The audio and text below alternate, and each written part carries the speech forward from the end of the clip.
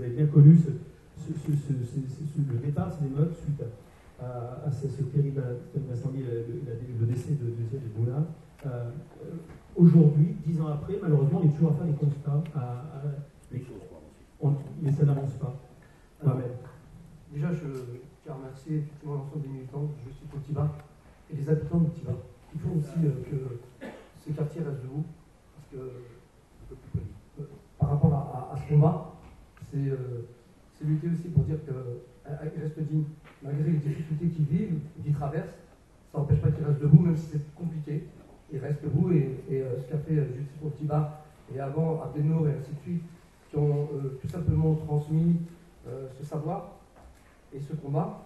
Moi je tiens à leur rendre honneur et à leur dire si aujourd'hui Justice pour Tibar a décidé d'arrêter, je le dis avec émotion parce que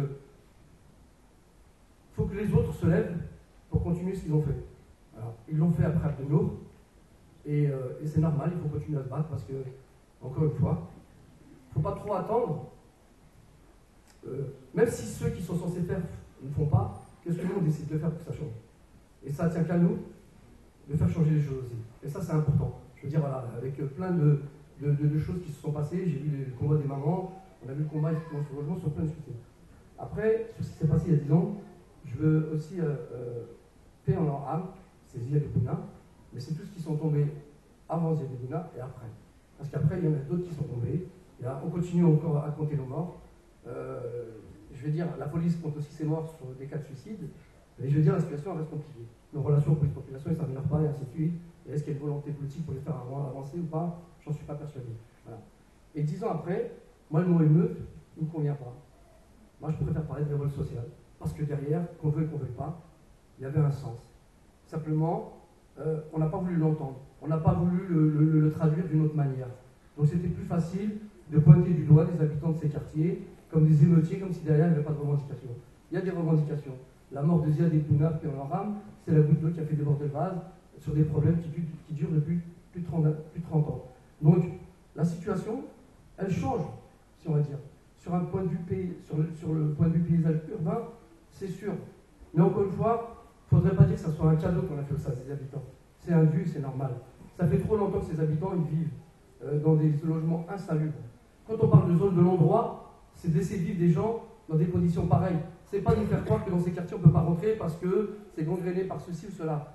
Les zones de non-droit, c'est cela. C'est quand on laisse vivre dans des logements insalubres et que lorsqu'au moment on redonne un peu de dignité dans ces quartiers parce qu'on a rénové, on a l'impression que les habitants doivent ou doivent être reconnaissants.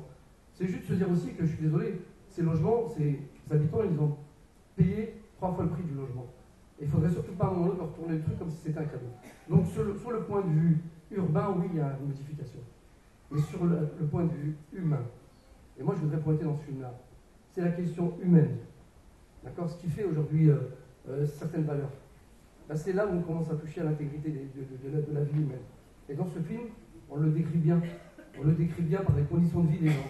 On le décrit bien par le monsieur qui parle, qui dit « moi je suis propriétaire et il faudrait que moi, encore une fois, je dois payer en plus un avocat pour défendre mon propre intérêt. Alors je ne vois pas pourquoi, et ainsi de suite. » Quand la personne qui malheureusement vit un handicap, et elle est démontrée par ce film, et que humainement parlant, c'est pas que les gens du petit bar qui devraient s'indigner. C'est toute l'opinion publique qui devrait s'indigner. Pourquoi? Parce que je suis persuadé que si ce film aurait été tourné dans un autre endroit, avec d'autres personnes, tout le monde aurait dit que c'était scandaleux. Et là, des gens se sont battus pour tout simplement pointer des manques qu'une association fait aujourd'hui du travail du service public. Et elle le fait parce qu'elle a bien compris qu'elle n'a pas eu le choix. Mais on ne rend pas service. C'était plutôt au service public qui sont censés accompagner ces gens de le faire. Et il ne faudrait surtout pas que nous, on finisse simplement par pallier à ça. Alors il faut tout simplement, à un moment ou à l'autre, aussi, clairement, dire que les problèmes qu'on vit, à force de ne pas les traiter, elles vont toucher tout le monde. Et on est en plein temps. Je veux dire, aujourd'hui, ceux qui pensaient être épargnés ne le sont plus. Parce qu'aujourd'hui, quand on n'arrête pas l'hémorragie, elle touche d'autres populations. Voilà.